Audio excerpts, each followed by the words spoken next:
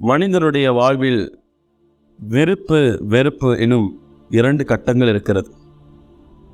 ஒரு மனிதன் பிற மனிதனிடத்திலிருந்து மஹப்பத்தை, அன்பை, விருப்பத்தை பெற்று வாழதான் ஒருவன் விரும்புவான். வெறுப்பையோ அல்லது சாபத்தையோ பெற்று வாழ எந்த ஒரு மனிதனும் விரும்ப மாட்டான். சராசரியாக இருக்கும் வாழும் இந்த மனிதனுடைய மனோநிலையே இவ்வாறு இருக்கிறது. இதே மனிதனை அல்லாஹ் சில கட்டங்களில் விரும்புகிறான், வானவர்களும் விரும்புகிறார்கள். இதே மனிதனை சில கட்டங்களில் அல்லாஹ் வெறுக்கின்றான், கோவப்படுகிறான், வானவர்களும் வெறுக்கிறார்கள், கோவப்படுகிறார்கள். வானவர்கள் விரும்பும் அந்த நல்மக்கள் யார்?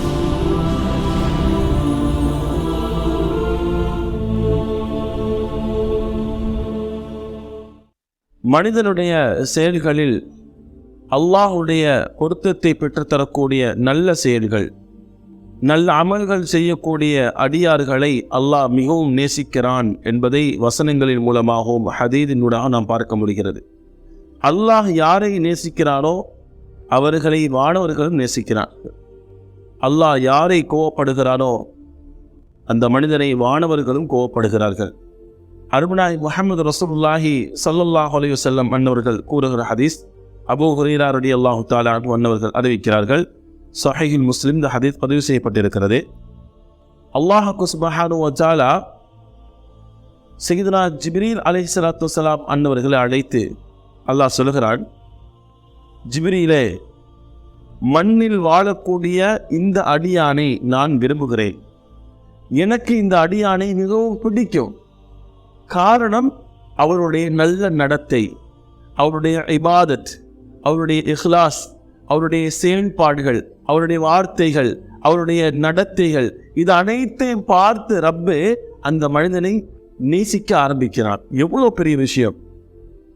நான் ரப்பை நேசிக்கிறேன் என்று சொல்லலாம், ஆனால் என்னை இறைவன் நேசிக்கிறானா என்பது அது அவன் மட்டும்தான் அறிவான்.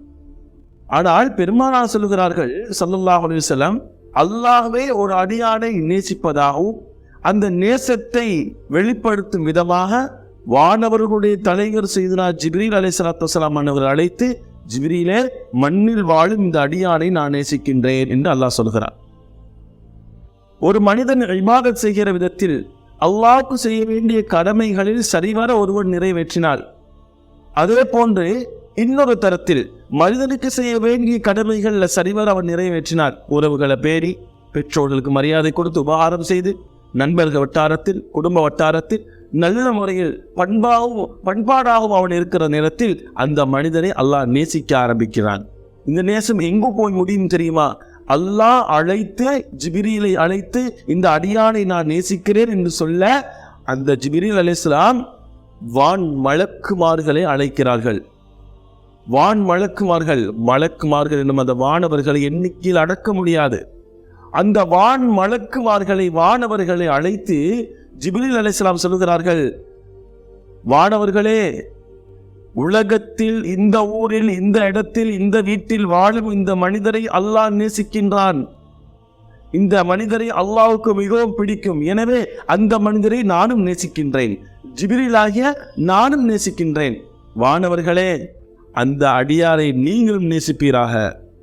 அனைத்து வானவர்களும் அந்த அடியார் மீது அன்பு கொள்வார்கள். அந்த நேசம் அங்கிருந்து தொடங்கி விடுகிறது.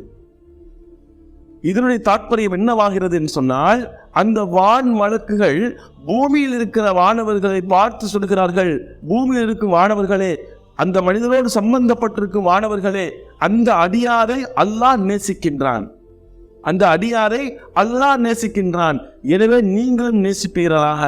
நீங்கள் நேசிப்பது மட்டுமல்லாமல் அவரை பற்றி உண்டான நேசத்தை அவரை சுற்றி சூழ இருக்கும் மக்களுடைய உள்ளத்திலும் புகுத்துவீர்களாக. எனக்கு ஒரு அடியாரை, என் நண்பரை எனக்கு மிகவும் பிடிக்கும். என் உறவுக்காரர்கள், என்னுடைய மாமா, என்னுடைய மச்சான், என்னுடைய சின்னப்பா, பெரியப்பா, இவர்கள் எனக்கு ரொம்ப பிடிக்கும். அந்த மாதிரி நம்ம சிலர்களை பார்க்குறோம். ஊரில் பெரிய வசதி வாய்ப்பு இருக்காது, நடுத்தரமான மனிதராக இருப்பார். ஆனால் அந்த மனிதரை உலகத்தை, அந்த ஊரில் இருக்கிற எல்லாருக்குமே பிடிக்கும். ரொம்ப நல்ல மனிதரப்பா, ரொம்ப பண்பான மனிதரப்பா இப்படின்னு அவருடைய நல்ல குணத்தை பேசி அவர் மீது ஒரு தனிப்பட்ட ஒரு மரியாதை, ஒரு தனிப்பட்ட பிரியம் எல்லோரு இடத்திலும் இருக்கும். இஸ்லாமியர்களிடத்திலும் இருக்கும், இஸ்லாம் அல்லாத மாற்று மத சகோதரிடத்திலும் அந்த மனிதரை பற்றின ஒரு நேசம் இருக்கும். இந்த நேசம் எப்படி வந்தது? அவர் என்ன அப்படி பெருசா சாதிச்சிட்டாரு? அல்லாஹுக்கு அவர் உண்மையாக இருக்கிறார், அல்லாஹுக்கு செய்ய வேண்டிய கடமைகள் உண்மையாக இருக்கிறார், மனிதர்களுக்கு குடும்பத்துக்கு செய்ய வேண்டிய கடமைகள் அவர் உண்மையாக இருக்கிறார் என்கிற அடிப்படையில அல்லாஹ் அந்த மனிதரை நேசிக்கிறார். வானவர்கள் நேசிக்கிறார்கள், ஜிப்ரீல் அலைஹிஸ்ஸலாம் நேசிக்கிறார்கள், அந்த மனிதரோடு இருக்கக்கூடிய மற்ற வானவர்களும் நேசிக்கிறார்கள். அப்படி நேசிப்பதன் மூலமாக அல்லாஹ் அந்த மனிதரை பற்றியுள்ள நல்ல எண்ணத்தை, மஹப்பத்தை மற்ற மனிதருடைய உள்ளத்தில் அல்லாஹ் போர்த்து விடுகிறார் என்று அருமைநாயகம் ஸல்லல்லாஹு அலைஹி வஸல்லம் சொல்கிறார். பார்த்துன்னு ஒரு நேசம் வரும், ஒரு அன்பு வரும், ஒரு அக்கறை வரும். பார்த்து பேசும்போது அவர்களோடு பேச வேண்டும் என்கிற ஒரு ஒரு உணர்வு வரும். இது ஒரு நேசத்தின் வெளிப்பாடு. இந்த மனிதரை அல்லாஹ் நேசிக்கின்றான், வானவர்கள் தலைவர் ஜிப்ரீல் அலைஹிஸ்ஸலாம் நேசிக்கிறார்கள், மொத்த வானவர்கள் நேசிக்கிறார்கள். அத்தகைய நல்ல அடியார்களாக அல்லாஹ் என்னை உங்களை கபூல் செய்வானாக. அல்லாஹ்வுடைய நேசம் என்பது அவருடைய பொருத்தம். அல்லாஹ் அந்த மனிதரை பொருந்திக் கொண்டார் என்று அர்த்தம். அல்லாஹ்வுடைய பொருத்தத்தை பெற்றவர் நாளைய கியாமத் நாளையில் இலகுவாக சொர்க்கம் நுழைந்து விடுவார். இந்த நேசத்துடைய வெளிப்பாடு. வானவர்களெல்லாம் நேசிப்பதென்றால் அந்த வானவர்கள் அந்த மனிதன் மீது இஸ்திக்ஃபார் என்றைக்கும் அவருக்கு அவருடைய அல்லாஹ்விடத்தில் பாவ மன்னிப்பு கேட்டுக்கொண்டிருக்கிறார்கள், தௌபா செய்து கொண்டிருக்கிறார், இஸ்திக்ஃபார் தேடிக்கொண்டிருக்கிறார்கள். மற்றும் இல்லாமல் துவா செய்கிறார்கள். அவருடைய குடும்ப வளர்ச்சிக்கு, அவருடைய ரிஸ்க்கு, அவருடைய ஈமானுக்கு, அவருடைய அமலுக்கு துவா செய்து கொண்டிருக்கிறார் வானவர்கள் என்கிற விளக்கங்களை இந்த ஹதீஸுடைய சனங்களெல்லாம் பார்க்க முடிகிறது. அதே சமயத்தில் அல்லாஹ் ஒரு அடியாரை வெறுப்பதாக இருந்தால், கோவிப்பதாக இருந்தால், அப்பொழுதும் அல்லாஹ் ஜிப்ரீலை அழைத்து, ஜிப்ரீலே, மண்ணில் வாழுகிற இந்த மனிதரை நான் வெறுக்கின்றேன், அவர் மீது நான் கோபம் கொண்டிருக்கிறேன், எனவே ஜிப்ரீலே நீங்களும் விருப்பீராக கோபம் கொள்வீராக என்று அல்லாஹ் சொன்னதும் ஜிப்ரீல் அலைஹிஸ்ஸலாம் அன்னவர்கள் நானும் வெறுக்கிறேன் யா அல்லாஹ், நானும் கோபம் கொள்கிறேன். அல்லாஹ் பாதுகாக்க வேண்டும். அந்த ஜிப்ரீல் அலைஹிஸ்ஸலாத்து வஸ்ஸலாம் அன்னவர்கள் வானவர்கள் அழைத்து ஒட்டுமொத்த வானவர்களை பார்த்து சொல்கிறார்கள், அந்த மனிதரை இறைவனுக்கு பிடிக்கவில்லை, எனக்கும் பிடிக்கவில்லை, எனவே நீங்களும் அவர்கள் மீது மஹப்பத் வைக்காதீர்கள், அன்பு வைக்காதீர்கள், வெறுத்து விடுங்கள், கோபப்படுங்கள் என்று சொல்லும் பொழுது வானவர்களும் கோபப்படுகிறார்கள். அந்த மனிதரை சுற்றிக்க மற்ற வானவர்கள் மீதும் அந்த கோபம் சொல்லப்படுகிறது. அந்த வானவர்கள் கோபப்படுகிறார்கள். மக்களுடைய எண்ணங்களில் உள்ளங்களிலும் அந்த கோபம் திணிக்கப்படுகிறது. அவரை பார்த்தால் ஒரு வெறுப்பு, போனா பாரு அப்படின்னு ஒரு வெறுப்பு. அவர் என்னத்தான் பேசினாலும் அவர் மீது ஒரு கோபம் இருந்து கொண்டே இருக்கும்.